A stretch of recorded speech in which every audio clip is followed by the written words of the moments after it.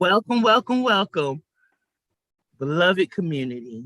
Again, we are back with the People's Water Board Water Wednesdays webcast.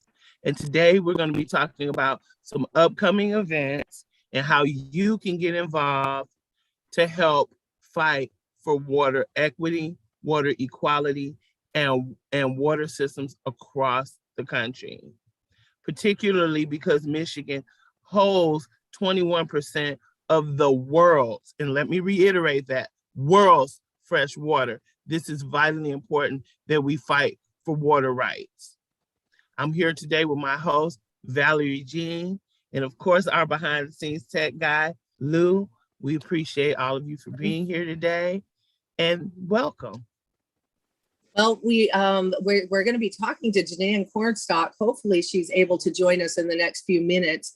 But what the big conversation today is about the Line 5 resistance. So we've got 4 days of actions coming up around Labor Day and the Mackinac Island Bridge Walk to shut down Line 5. For folks who don't know, Line 5 is operating illegally in Michigan right now. They're in the middle of the governor and the attorney general are fighting Enbridge right now to get them to shut down Line 5. They've pulled their easement and they're absolutely running Line 5 throughout the Great Lakes and throughout 70 different tributaries throughout Michigan illegally right now. So we have planned 4 days of action. It's kind of an annual thing. We've been doing it since 2015. My cat started in 2015, and the Water is Life Festival started in 2016. Jannan Cornstalk is the one who created the Water is Life Festival, and it's after we do the flotilla every year. We set up these huge signs, 40-foot signs in the water that say "Shut down Line 5" and "Water is Life." The big, huge orange signs. And we do that, and then we go just a little bit to a park on the other side of Mackinac City and do the Water is Life Festival, and we talk about all of the good things there. So yeah, that's what we're going to be talking about today. Okay, so while we're waiting on Jannan, for some of our viewers, particularly our first-time viewers, can you explain or offer some definitions to some things like what does the Enbridge pipeline do? Enbridge transports tar sands from the boreal forest from Alberta, Canada. The indigenous people there consider the boreal forest the lungs of the planet. Well, they're digging it up and getting tar sands from it. Tar sands are the dirtiest energy on the planet. It's extremely water intensive to refine it. And it uses a lot of water to get it. And then they pump it through water. And when it's spilled in water, you can't clean it up. Tar sands is what was spilled in it was an Enbridge line 6B that spilled in Kalamazoo, Michigan. And that people died. They were poisoned. And they were never able to clean it up. Tar sands is very hard to clean up. It's the dirtiest source of energy on the planet for a reason. They can say that they can clean it up, but they cannot. Still to this day, people are pulling what they call tar balls out of the Kalamazoo River. The amount of animals that died, they took truckloads and truckloads of dead animals. The ecosystem has never bounced back. So to have that running through the Great Lakes, the Great Lakes is special. We as Michiganders, we have to protect it. We're supposed to be stewards of this water because we live here. And tar sands is just the worst thing you could possibly do to any body of water. And I heard you say that they pull the tar sands from Alberta, Canada. So yeah, Enbridge is a Canadian-owned company. Yeah. Yeah, and they really don't have to run it through the Great Lakes. There's a whole bunch of other ways, because it goes through the Great Lakes, through Michigan, to the Marathon Refinery here to Detroit, and then over to Sarnia, Canada. We don't even use it. We don't use any of it. I know they put out smear campaigns saying that, that Line 5 and the oil running through it is important to Michigan. No, it's not. It's not. It's important to Enbridge. It's important to Canadian shareholders, oil shareholders. It gets turned into plastic once it gets to Sarnia, and then it's sent to China. Like we don't even use it. For it to be threatening our water. Right, exactly. We reap no benefits, but all of the repercussions. Yeah. Yeah, the indigenous people have done all kinds of things trying to keep it out of their water and their land. Enbridge Line 3 is there's 3 days of actions planned. We're sending people there as we speak. There are busloads of people going to camp out in Minnesota to stop Line 3, and we're in 7 months of resistance. Straight, just hardcore resistance from the indigenous folks with Enbridge Line 3 to stop it from even from them finishing building it. So I noticed you said Enbridge Line 3 as well. So are all these pipelines owned by Enbridge? The ones that we're fighting, yes. Yeah. The Wow. Keystone was owned by Exxon, I believe. I'm not sure We about. already know with Exxon, if you remember in the 90s, they had the Exxon Valdez oil spill, which caused tremendous damage. Yeah. Tremendous damage, not only just to our waterways, but like, as you said before, to our complete ecosystem, because we had animals that were damaged, land property that was damaged, that has not been able to recover from that. Then I think a few years ago, we had BP had an oil spill in Louisiana. And it just, and like only thing people realized was that the prices of seafood went up. They recognized that. But a lot of people didn't know why prices had skyrocketed on foods like that. And it was because of the damage that was done to the ecosystem when their oil spill happened. It's the BP situation. I think it happened in 2010. It was a huge explosion. Yeah. It took them days to shut it down. Days. Yes, and to even notify people that worked on it that their families had been, killed, it took them a long time. They didn't want to admit that anyone had got hurt, which was a given. It's a huge oil explosion. Yeah, it was the same thing happened in Kalamazoo. People got so sick because it had permeated the water, the soil, everything. They couldn't grow food for a long time. I have friends and I've met people who were seriously harmed, ended up with epilepsy, horrible migraines, tumors, all kinds of things. And Enbridge just ignored it. It ignored it. Everybody. It sounds just like Flint. It does. It does. That's how water connects us all. All of these things. It doesn't matter. It is all of the different struggles. It doesn't matter how I've met ultra conservative people who would be on the complete opposite side as me on most things. But when it comes to Line 5, people understand that you can't do that to water. You can't. And so water connects all. It connects us all across all of our struggles. And it's the same, and Flint's no different. And that's what connects us all. Right. Water. And I don't think people understand when they hear people that work in water activism and fight for water, that we say water is life.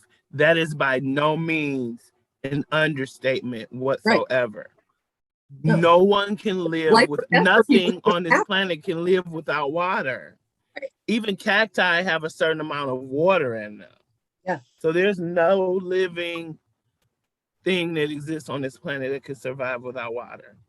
Which is why we do the work that we do. We have, and which is why these 4 days of actions. Let me tell you about them really quick. I'll run down what it's going to look like. So Friday, September 3rd, there's going to be a potluck feast at Manugan Market. And that is right next to, just a second, it's right next to a big park there. I can't remember the name of the park. And you can go online and look up the Water is Life Festival, and it gives you all the details, all of the addresses. If you have a kayak, please come. So we're going to have a potluck feast on Friday night, and then we're going directly from there, and we'll meet right at the foot of the Mackinac Island Bridge. We'll set up a light brigade sign that says "Love for Water" and to stop Enbridge. And then right after that, we'll stay there for like 20 minutes. Then we're going to go to the Enbridge pumping station that's operating illegally, and we're going to do a direct action there, where we're going to show a movie. We're going to set up a bunch of lawn chairs with women and children and families in the middle of the road, and the very people that it harms. Yeah, the communities that have been harmed, right? Yeah. And we're going to set up a big movie projector, and we're going to watch the movie of why Line 5 is horrible. That is, the name of the movie is The Dirty Secret at the Bottom of the Great Lakes, Oil and Water. So if you guys haven't seen that, Wow. please check it out. But we're going to be watching that. And plus we're going to have huge signs and light boards there. And it's going to be very cool Friday night. And one of those easy direct actions that anybody can do. It's a green direct action. You just sit there and hold something, or sit there and watch. Exactly. Sit down, watch a movie in the middle of the road and block the road. That's what it looks like. And then, okay. And then on Saturday morning is the 6th pipe out, paddle up flotilla. We just call it the flotilla. And so people come with kayaks. We have these big signs that we erect in the water with the kayaks. It's considered a direct action. The Coast Guard a lot of times comes, and the tribal police and Coast Guard come and watch and make sure that we're all safe in the water. And then we all go to the Water is Life Festival. That's awesome. Yep. And then the next day is an all-day art build right at the pumping station. And they're doing in the middle of the road, you know. Monday for the bridge walk, people are going to be holding signs and things like that, demanding that Governor Whitmer do more. I know that she's taking some steps, but she has to do more when it comes to Enbridge to protect. Absolutely. She has to. You cannot do the bare minimum with them. Right. So please go to Facebook, check out the Pipe Out, Paddle Up Flotilla and the Water is Life Festival. All of the addresses and everything is there. We are going to be practicing, social distancing as much as possible. People should wear masks, even if they've been vaccinated, just to be safe, Definitely. Have hand washing stations and all of the things. We're going to be giving out masks and making sure that everybody's staying as safe as possible. We have to do this resistance, but we also have to take care of each other. We're in that moment. And COVID's like one of those things, right? We require clean, affordable water for folks to fight COVID. That's vitally important, especially in light of the COVID pandemic, because simple hand washing and sanitation is the first line of defense against this horrible virus that has taken so many people's lives and had so many people hospitalized, including myself. Right.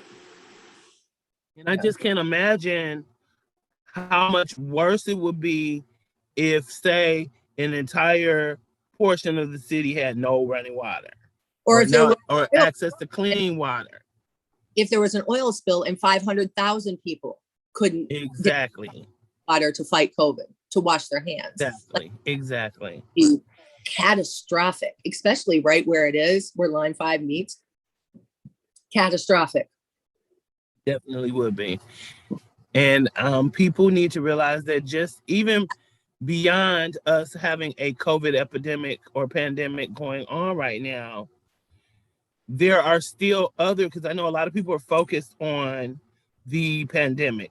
There are several other diseases that have in recent years ran rampant, particularly in the city of Detroit, due to people having lack of access to clean, accessible water, such as the hepatitis A pandemic, We've seen in Flint where people have even caught Legionnaires, which was once thought to be pretty much an eradicated disease, and it came back due to them not having access to clean, safe water. Right. And if you think about it, Line 5 runs right through the St. Clair Shores River back to Canada, right? So an oil spill right there would leave all of us without water. All of us. Exactly. WSD could not fix that water and give it to us.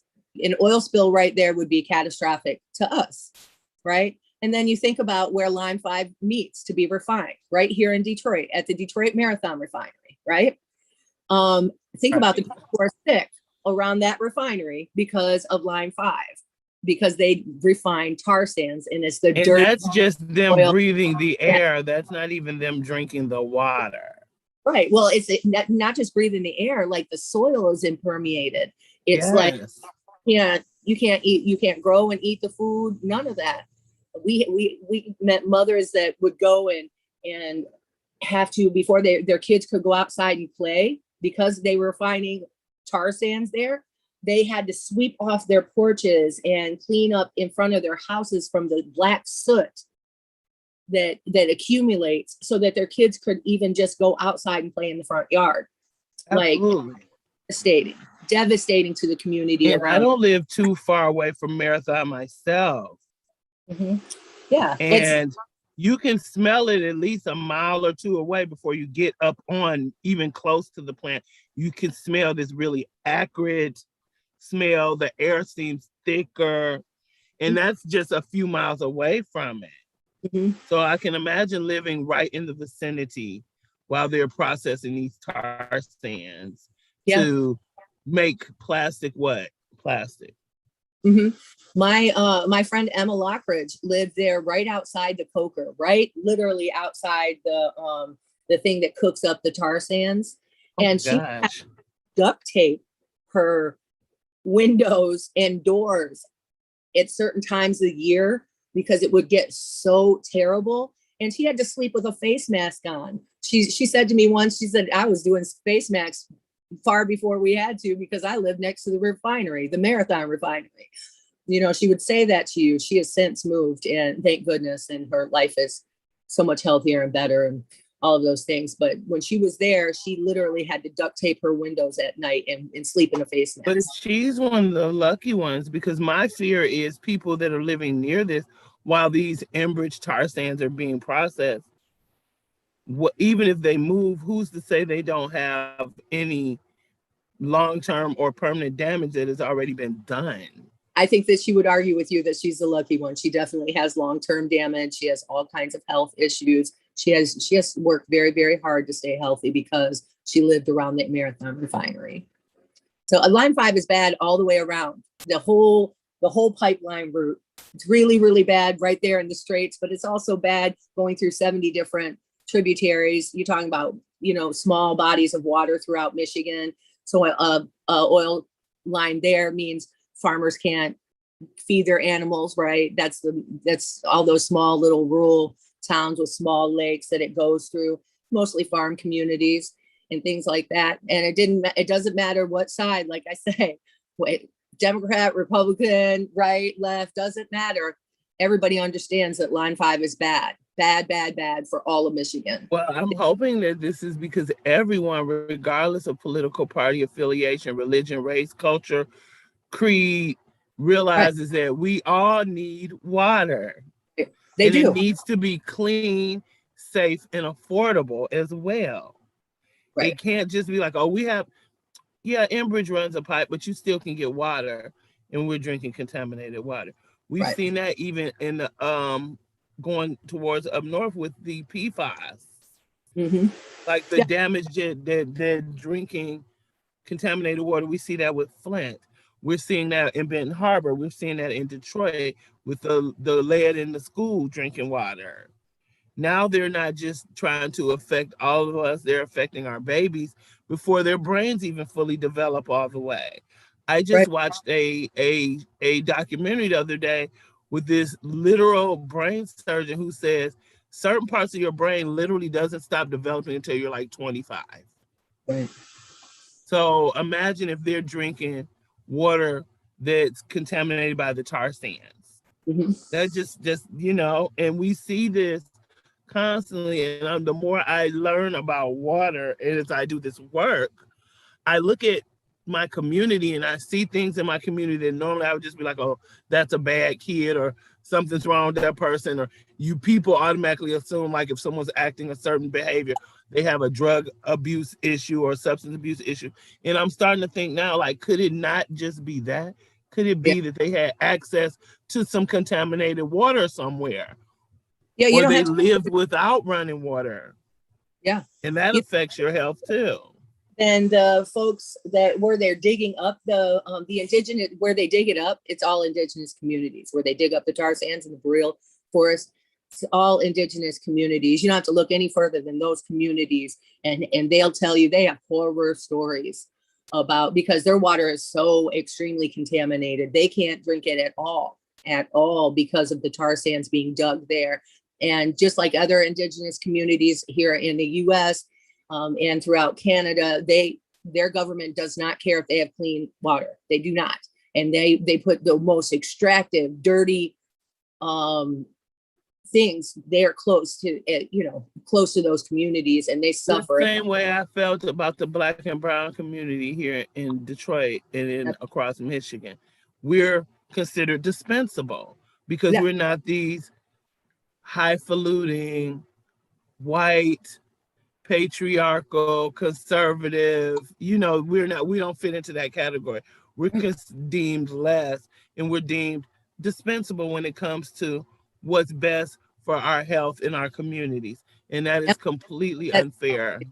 Yeah, sacrifice zones. She explained to me, she lived right outside the Marathon refinery, and fight tooth and nail with her community to get anybody to even buy their houses or anything, to get Marathon to buy their houses so they could move out, went through hell. But she said we're the sacrifice zone. They don't care. They don't care about us. They care about Black and brown people, and they don't. Sadly, it's even worse with the indigenous community, because they don't even give them the small amount of voice that they give to the Black and brown community. Nothing. And they're going through hell. And most indigenous communities deal with water insecurity, and that's just not right. It's just not fair. It's not. And I think we need to find out as communities and as activists how we can work in tandem with the indigenous community, because in all honesty, they know more about stewarding the planet than we do. Yeah. And isn't it like we weren't taught, right, how to steward the land, how to steward the water, how to protect it.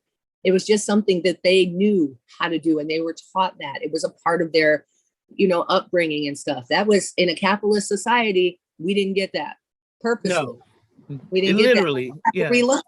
We have to learn it, and those are the only people we can that can teach it to us. They're the people who know it, and as a society, we have to look to them for that leadership and follow their lead on that. And they should be called into, I think, every activist group or organization that deals with water. They should be called in, and we should put them at the forefront, just as we try to put the Black community at the forefront. And they should be the leaders, and we should take a page from them, take lessons from them on what our next steps need to be to not only provide clean, accessible, affordable water to everyone, but to be and to work with the planet instead of against it. Right.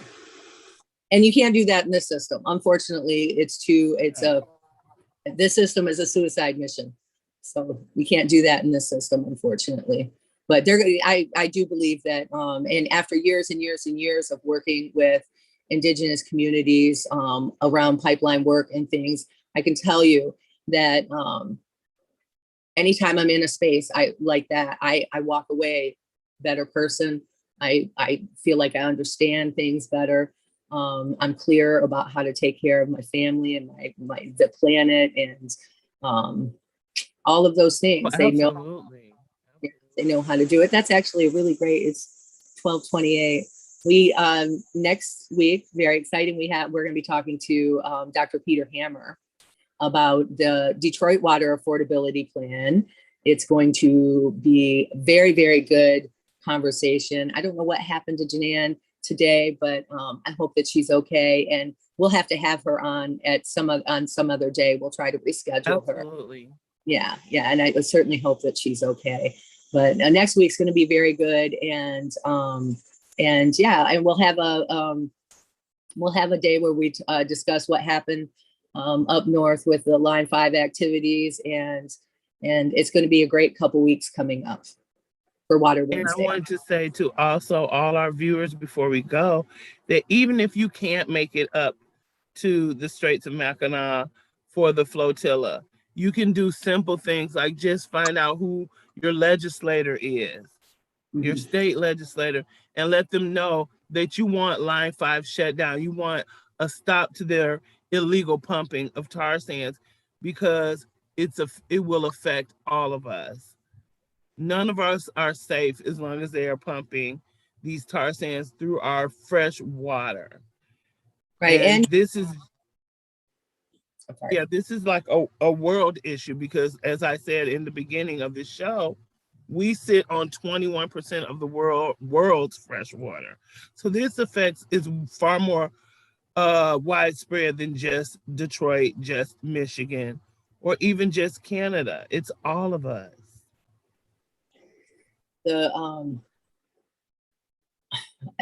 What's important for people to do now too is to support the indigenous communities that are fighting these pipelines.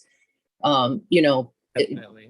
Nona LaDuke has a fundraiser up on her Facebook page and the Honor the Earth Facebook page for folks getting arrested. A lot of folks are going to be getting arrested in the next couple of days. Certainly the Water is Life Festival and the flotilla, if you go to their Facebook page or the website, there's places for you to donate. I'm going to be sharing those links in the comments below, plus the art build that we're doing. We need people to donate for that. So I'll put all three of those links for people to donate. It's good. One thing people really can do if they can't get to that or do a direct action, if they can't go up north, is if they're able to give even just a few dollars to help people get out of jail, and help people create things. The art and the displays are very, very important. So I'll put all that down in the comments so that that way you can help too. Yeah. Absolutely. Any way you can help will be vitally appreciated. Yeah, and email the governor and say, look, I realize that you're having this, that you're trying, but you're not trying hard enough. This is a life or death situation. Yes. So emailing the governor and just telling her, show your teeth. We need you to show your teeth right now, lady. We want to see Big Gretch that everybody's talking about. We want to see her do what she needs to do. Yep. Show me Big Gretch. Show us some teeth. We need that. Enbridge needs to know that they can't bully governors and stuff. They have to know that. She has to tell them. Not only that, but that she will stand up for her constituents, for their lives and their communities, in our water. Absolutely. We elected her to be a steward of the water. That's how Line 5 is one of the things got her. You can't be any type of legislation in Michigan and not be a steward of the water. It's the Great Lake state. Yes. Let's do this, Big Gretch. You can do it. We're calling you out. We're calling you out, Gov. We're calling you out. Yeah. Well, this was a great conversation, Nicole. Thank you for always having it with me. Thanks, Lou, for doing the tech. We appreciate you. Absolutely. And until next Wednesday, my friends, be careful with each other. Take care of each other. We'll see you next time. Be safe and much love to you all. Bye. Bye.